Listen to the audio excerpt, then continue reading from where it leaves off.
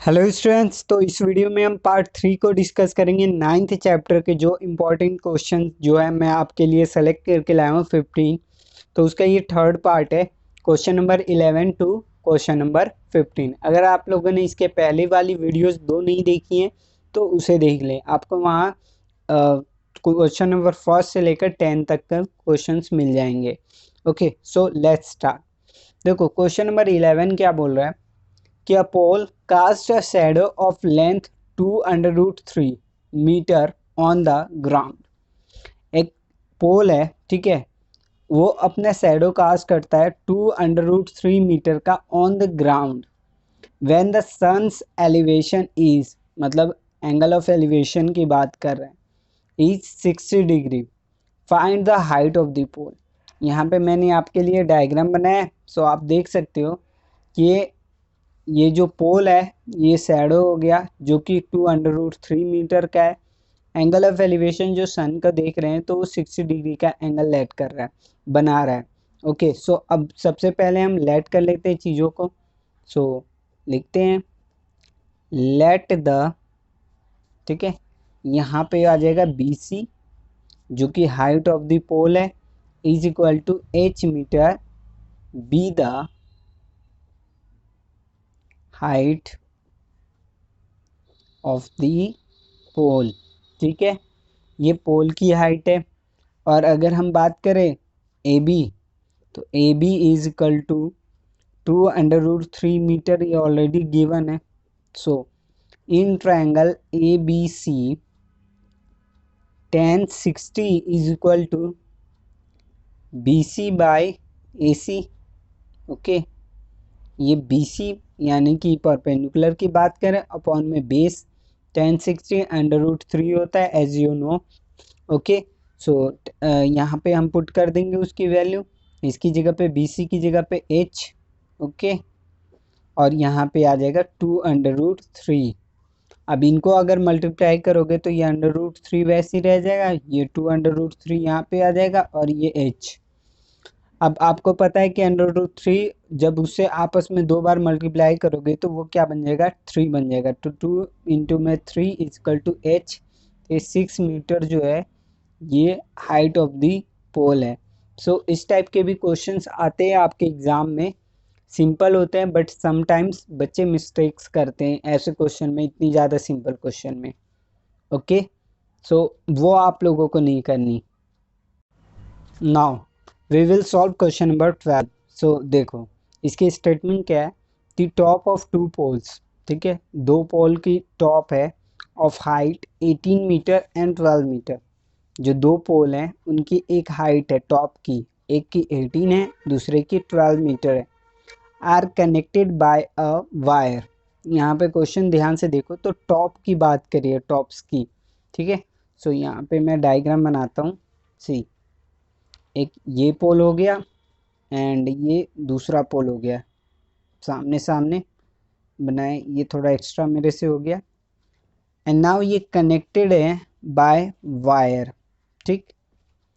आगे क्या बोला है, इस वाले की वैल्यू बोली थी 18 मीटर जो बड़े वाली है, ठीक है, and this one is 12 metre, ठीक है।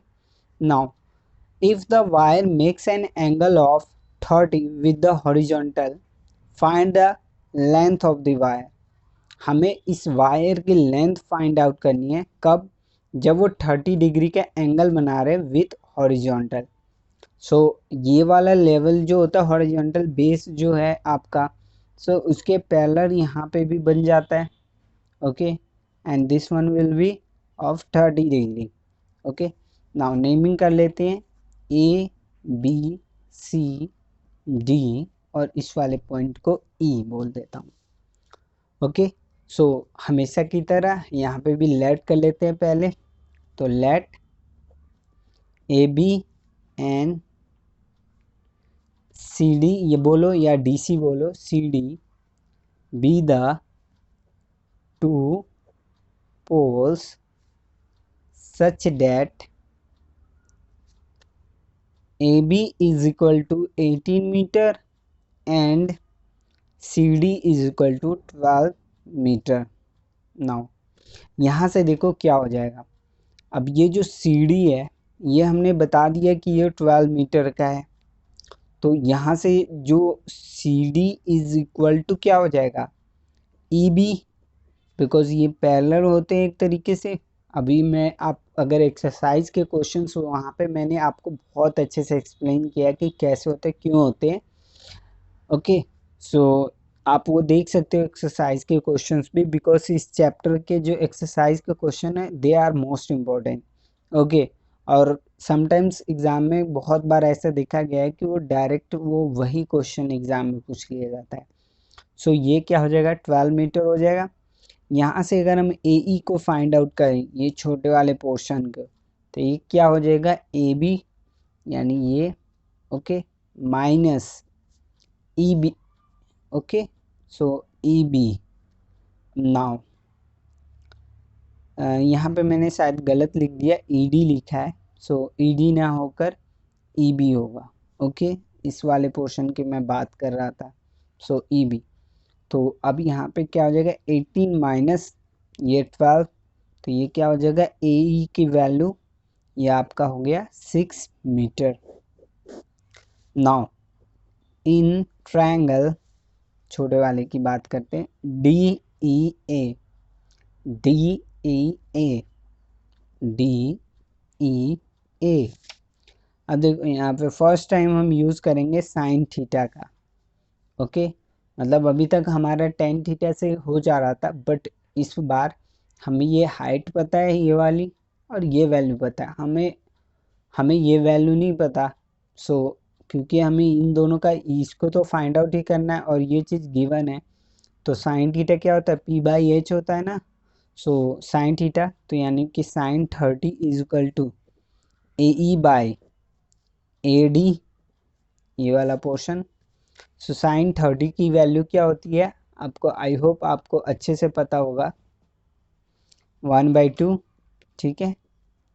ओके, 1/2, फिर साइन 45 की 1/√2, इस तरीके से आई होप आप लोगों ने अच्छे से याद कर लिया होगा। अब तक तो हो जाना चाहिए क्योंकि फर्स्ट टर्म में 8th चैप्टर आपने पढ़ा होगा। अगर फिर भी कन्फ्यूजन है तो अच्छे से लर्न कर लेना, बिकॉज उसका बहुत ज़्यादा यूज़ है इस चैप्टर में। यहाँ पे AE की वैल्यू, AE अभी हमने फाइंड आउट किया था 6, और AD तो हमें फाइंड आउट ही करना है।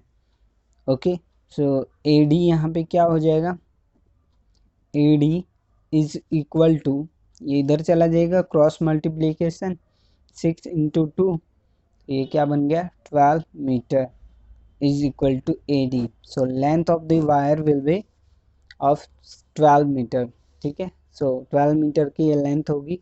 नाउ अब हम नेक्स्ट क्वेश्चन डिस्कस करेंगे। क्वेश्चन नंबर 13 की बात करते हैं, तो ये देखो क्वेश्चन क्या है कि the angle of elevation of the top Q of a vertical tower PQ from a point X on the ground is 60 degree. वापस से अच्छे से समझ लो, तो एंगल ऑफ एलिवेशन की बात कर रहा है किसकी, ऑफ अ टॉप, टॉप की जो वैल्यू है उसको नेम ऑलरेडी है क्वेश्चन में Q है, of a vertical tower. Vertical tower जो मैंने यहाँ पे बनाया है, तो ये वर्टिकल टावर PQ हो गया, ठीक है। From a point X on the ground is 60, ये ग्राउंड पे X पॉइंट है, यहाँ से 60 बन गया। Okay, now from a point Y, ठीक है, 40 मीटर वर्टिकली अबव X। तो आप चाहो तो इतने थोड़े टाइम के लिए इसको भूल सकते हो, और ताकि क्वेश्चन में कंफ्यूजन ना हो जाए।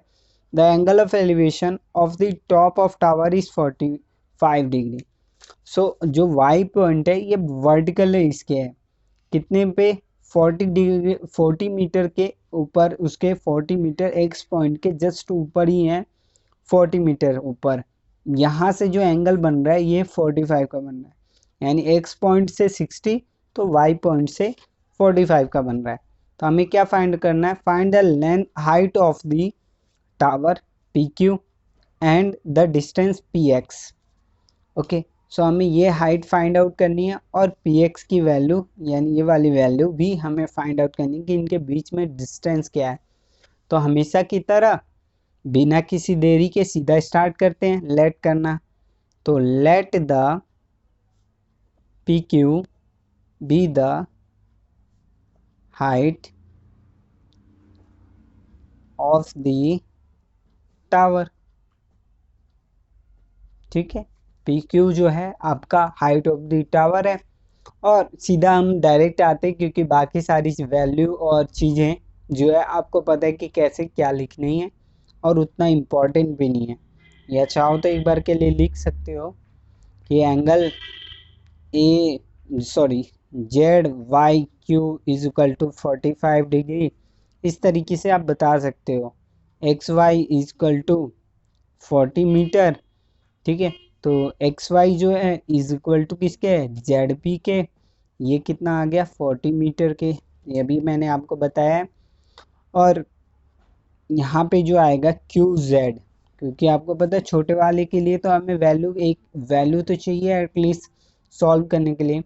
तो क्यू जेड जो है ये क्यू पी या पी क्यू माइनस क्या हो जाएगा जेड पी, ये छोटे वाली वैल्यू। तो यहाँ पे हम लिख देते हैं एच माइनस ये जो हमने अभी बताया Q40 कैसे होगा, तो इतना मीटर जो है ये आपका QZ की वैल्यू है। अब बिना किसी देरी के सीधा इन ट्रायंगल इसकी बात करते हैं छोटे वाले की। In triangle x P Q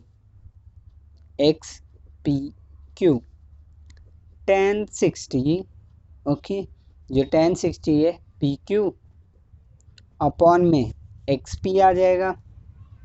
okay, सो यहाँ पे हम tan 60 की √3 ये हमने h मान लिया है, एक्स पी वैसे के वैसे ही रहने देते हैं क्योंकि एग्जैक्ट वैल्यू तो हमें नहीं पता। तो यहाँ पे एक्स पी कितना आ जाएगा h बाई √3, और ये हमारा मिल गया पहला इक्वेशन।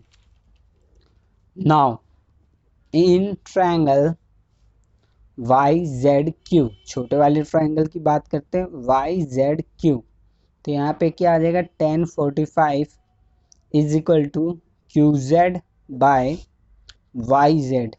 यहाँ पे आप ध्यान से देखना, ये तो मैंने वाई जेड बोल दिया, ये 1 आ गया tan 45 की वैल्यू। अब क्यू जेड की जो वैल्यू है अभी हमने जस्ट सॉल्व किया था h minus 45 sorry h minus 40, तो h माइनस 40। अब ये वाई जेड ना लिख कर ये, क्योंकि एग्जैक्ट वाई जेड जो है वो एक्स पी के इक्वल है, मैं यहाँ पे एक्स पी लिख दे रहा हूँ, ब्रैकेट में मैं लिख दे रहा हूँ Y Z is equal to X P. ठीक है, ये मैं ब्रैकेट में बता दे रहा हूँ कि वाई जेड जो है मेरा एक्स पी के इक्वल है, दैट्स वाई मैं ऐसे लिखा। तो यहाँ से मेरी एक्स पी की वैल्यू क्या आ जाएगी h माइनस 40। आई होप यहाँ तक सॉल्यूशन जो है बहुत ज़्यादा इजी है और आपको समझ में आया होगा। अब इसके बाद हम क्या करेंगे वो देखो, फ्रॉम यहाँ पे लिख देंगे from equation first and second, ये जो दोनों इक्वेशन हमने बनाया है X P is equal to this, X P is equal to this, तो हम ये लिख सकते हैं यहाँ पे h by √3 is equal to h minus 40।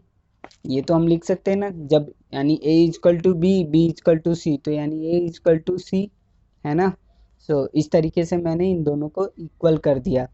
Now यहाँ पे क्या बन जाएगा h इजकल टू ये √3 और ये ब्रैकेट में h माइनस 40 लिख देता हूँ। अब देख दो यहाँ पे इसके बाद हम सिंपली है, बहुत सिंपल है, इसको हम और ज़्यादा सिंप्लीफाई करेंगे सो डैट हमारी h की वैल्यू जो है वो आ जाए। तो मैं यहाँ पे लिख देता हूँ h जो है √3 h माइनस 40 √3 इतना आ गया। ओके, अब इसको इस साइड ले आते हैं, एक क्वेश्चन हमने ऐसा डिस्कस किया था। अब ये √3 h माइनस ये वाला इस साइड जाएगा तो ये h आ गया। Okay, so now 40 √3 is equal to h common ले लो तो यहाँ पे h बच गया, ये √3 माइनस 1 आ गया, ब्रैकेट क्लोज, तो ये 40 √3 अपॉन में √3 minus 1 is equal to h को हमने अकेला छोड़ दिया, मतलब यहाँ पे भी था h जो है इंडिपेंडेंट था। ओके, बट यहाँ पे भी एक और h था तो उसको भी तो हमें अलग करना था, एक ही वैल्यू तो चाहिए हमें जस्ट यहाँ पे। अब हमेशा की तरह आपने इसके पहले भी पढ़ा होगा, हम ये क्या कर देंगे 40 वैसे ही लिखेंगे √3 - 1। ये √3 + 1 सेम उसके अपोजिट हो जाता है, मल्टीप्लाई किया एक बार और फिर एक बार हमने डिवाइड कर दिया। अब ये क्या बन गया 40 √3, ये ब्रैकेट में √3 + 1 और ये a + b a - b तो √3 का स्क्वायर -1 का स्क्वायर। इसके बाद हम यहाँ पे लिखते हैं, ठीक है। यहाँ पे देखो ये जो h की वैल्यू है, मैं जस्ट यहाँ पे आपको बताता हूँ किस तरीके से होगा, आप लोगों को अच्छे से दिखे। सो h = अब ये जो 40 है ये तो एग्जैक्टली वही रहेगा। अब ये √3 जो है मल्टीप्लाई हो जा रहा है तो √3 से तो ये 3 बन जाएगा और ये फिर इससे हो जाएगा तो ये √3 बन जाएगा, 1 से जब मल्टीप्लाई हो जाएगा। ये क्या बन जाएगा 3 - 1।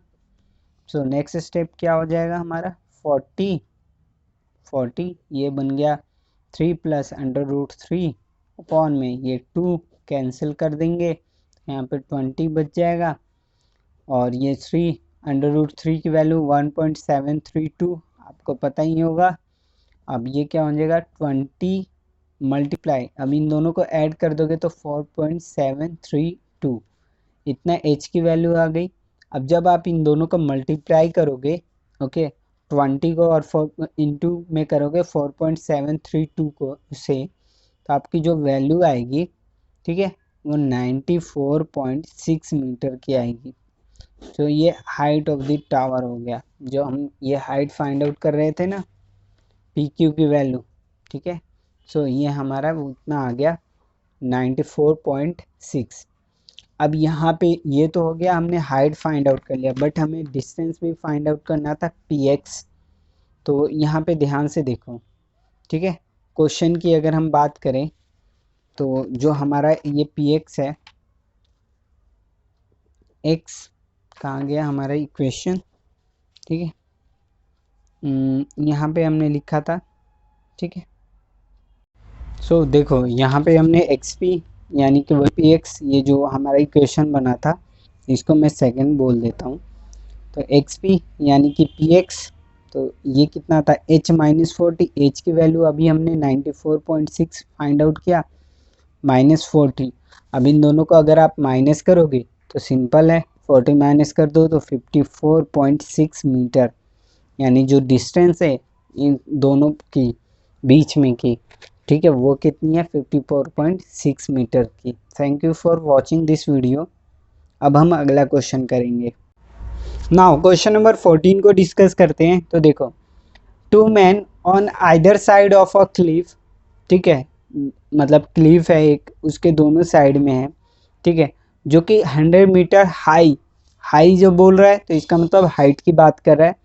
Observe the angle of elevation of the top, ठीक है, ये क्लिफ का टॉप की बात कर रहे हैं, of the cliff to be 30 degree and 60 degree respectively, ठीक है। दो मैन है, either side on the cliff है, उसके टॉप को देख रहे हैं तो ऑब्जर्व कर रहे हैं एंगल, पहला क्या कर रहा है 30 एंड 60 डिग्री का, तो ये मेरा हो गया 30। आपको पता है जितना डिस्टेंस पे हम जाते हैं तो एंगल कम होते जाता है, ठीक है। और ये हमारा 60 आपको समझाया था जब मैं NCERT के एक्सरसाइज का क्वेश्चन करा रहा था। So find the distance between the two man, ठीक है, यूज करना है √3 = 1.732। आई होप आपको ये वैल्यू भी अब तक याद हो गई होगी कि इसकी वैल्यू √3 की 1.732 होता है। सो हमेशा की तरह सबसे पहले लेट कर लो, तो अगेन यहाँ पे हम लेट कर लेते हैं, let CD = 100 metre be the height of the cliff, ठीक है। एंड इसके बाद हम बात करते हैं, ठीक है, इसकी AD की, AD = X मीटर और BD = Y मीटर, ठीक है। ये रहा BD, ये हमने Y मीटर माना, ओके, सब एक एक वन बाय वन हम सॉल्व करते हैं। In triangle A D C, ठीक है, ए डी सी, तो यहाँ पे क्या हो जाएगा, 1030 is equal to C D by, हमारा क्या होता है, बेस परपेंडिकुलर अपॉन में बेस, तो यहाँ पे क्या हो जाएगा ए डी। सो यानी कि 1030 1/√3 इज इक्वल टू 100 अपॉन में ए डी की वैल्यू हमने यहाँ पे x मान लिया है, ठीक है, तो यहाँ पे x की वैल्यू कितनी आ जाएगी, 100√3 मीटर, ठीक। उसके बाद इसको फर्स्ट बोल दो। अब देखो दूसरे वाले ट्रायंगल में, so in triangle B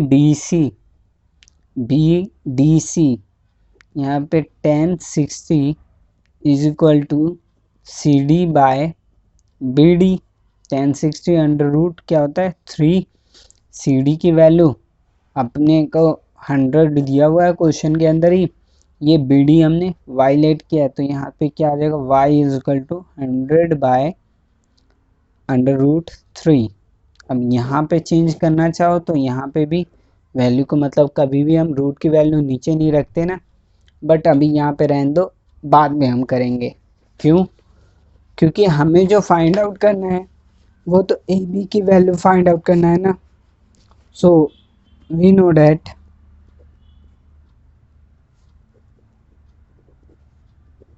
A B is equal to, question में ए बी जो होगा वो A D plus D B होगा। So A B is equal to A, ठीक है, A D plus D B D. अब A D की value जो हमने x माना था ये कितना आ गया 100√3 प्लस ये 100 अपॉन में √3 आया ए बी, ए वाली वैल्यू। ओके, सो नाउ इनका एलसीएम लो हमेशा की तरह, √3 100 √3, अब ये मल्टीप्लाई हो जाएगा 100√3 से, प्लस में 100 अपन वैसे ही 100 रहेगा, तो इससे मल्टीप्लाई ये 3 बन जाएगा, तो यहाँ पे क्या आ गया 300 प्लस 100/√3।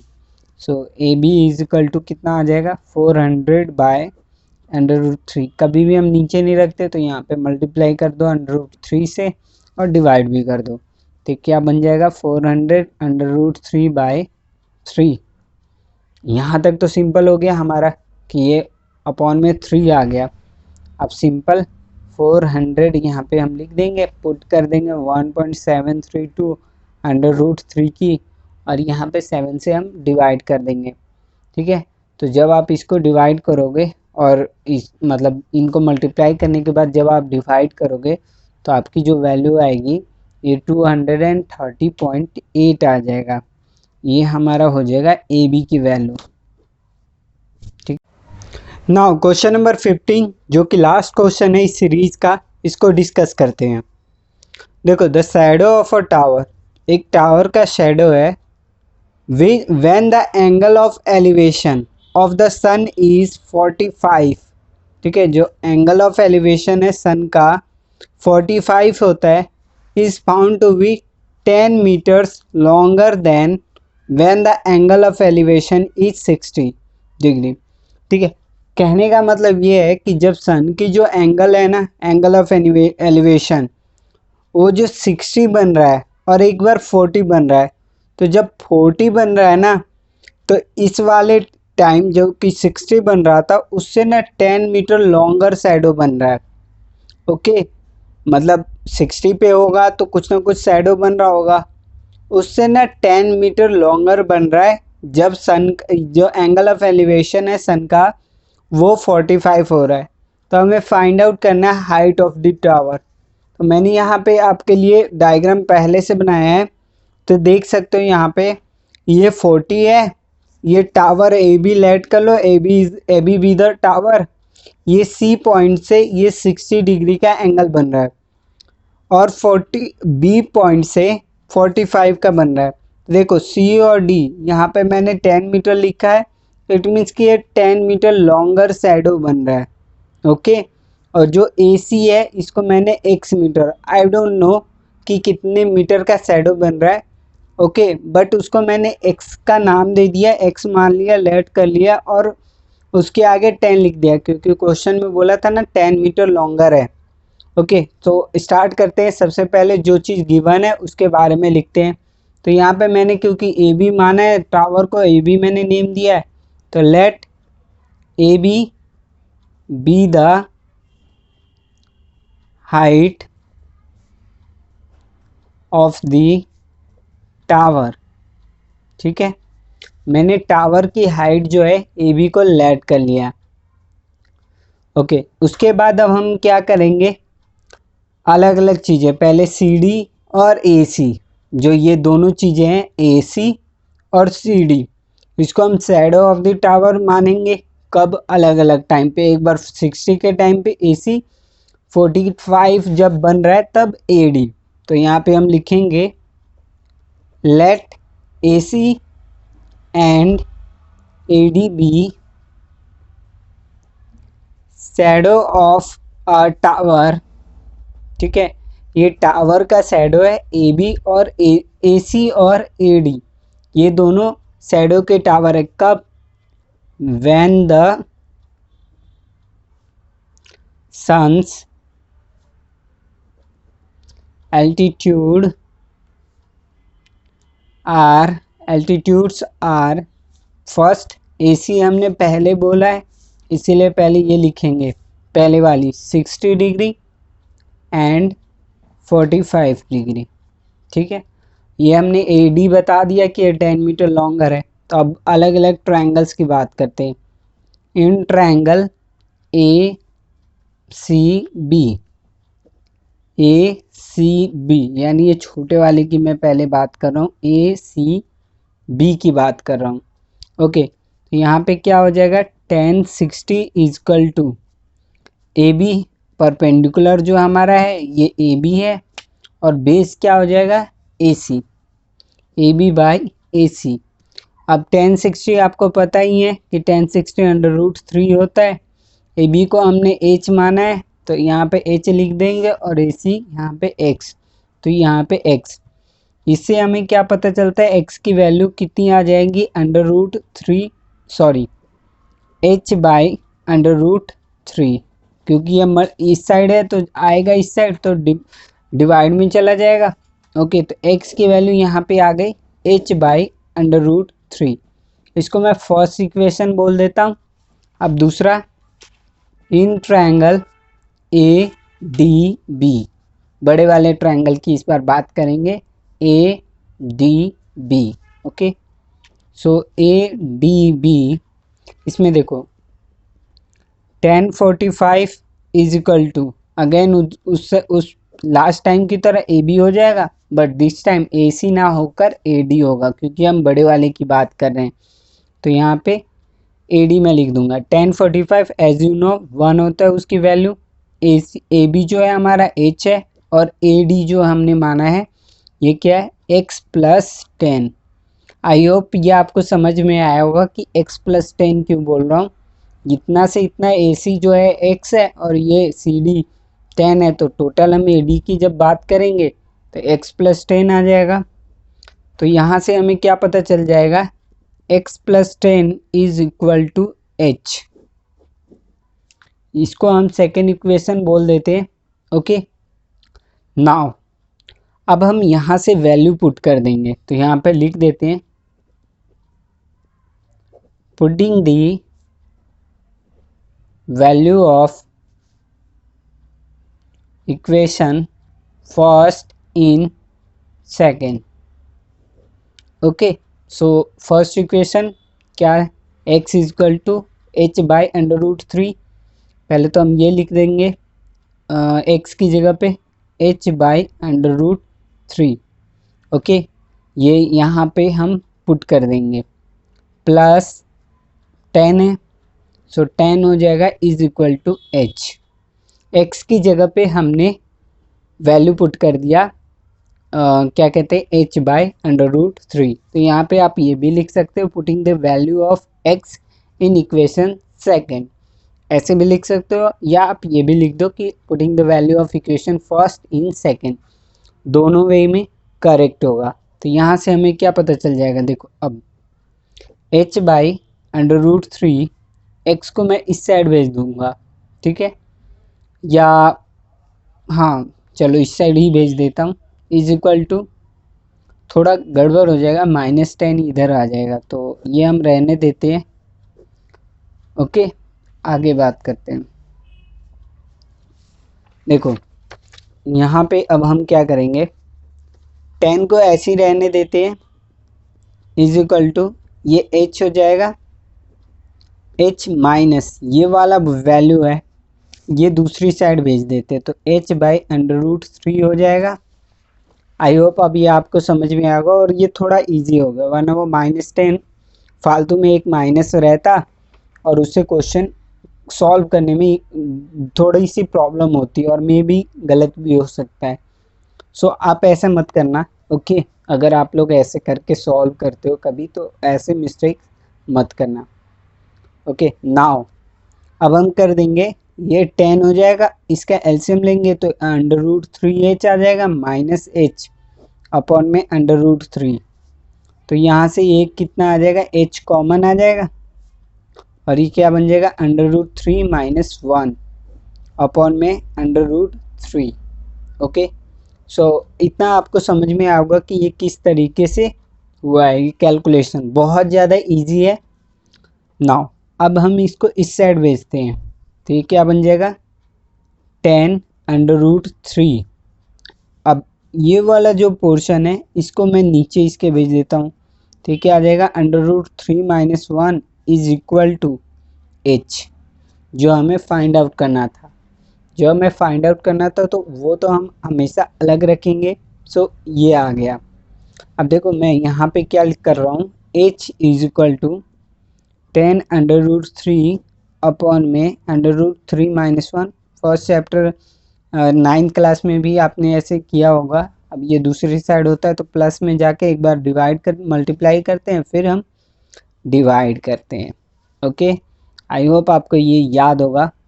तो अब यहाँ से ये क्या बन जाएगा, 10 अंडर रूट थ्री इंटू में ये under root three plus one आ जाएगा, अपॉन में क्या हो जाएगा, under root three minus one multiply, या फिर हम वैसे ही शो नहीं करते हैं तो मान लिया जाता है ब्रैकेट में जब होता है तो।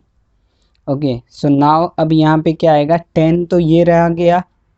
अब ये जो अंडर रूट थ्री है इससे मल्टीप्लाई हो जाएगा तो 3 बन जाएगा, और फिर इससे भी मल्टीप्लाई होगा तो 3 प्लस अंडर रूट थ्री हो गया, अपॉन में a माइनस बी और a प्लस बी, तो क्या हो जाता है, A square minus B square, तो under root three square minus one का स्क्वायर।